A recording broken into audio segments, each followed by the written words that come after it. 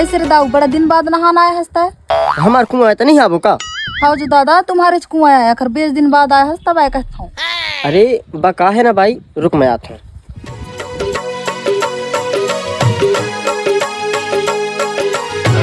बका है ना भाई, इतना दिन तक मैं एक ही काज नहीं नहात रहा हूँ। कहला कि अपन की चिड़िया बैला ऐसे बहुत सारे जीव जंतु जानवर वगैरह है ना, तो इन प्यासन में मर जाती ना अगर मैं नहाता तो। और मैं बिना फालतू के पानी खर्च नहीं करना चाहूँ तो मैं पानी की बचत तय करत रहा हूँ। और तय देख कितना पानी बर्बाद कर दे। इतना लागर मोर डोर बची पीती तो कितना पुण्य मिलती इस मोला।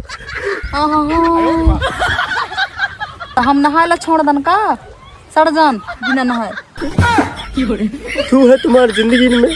अरे रोज दिन नहाए से कच्छ न हो, हफ्ता में एक बार नहा लेते तो जोर बचती। तो नहाए के पानी पेन ढोर बच्चे पीते तो तुम लोग कितना पुण्य की काम मिलती।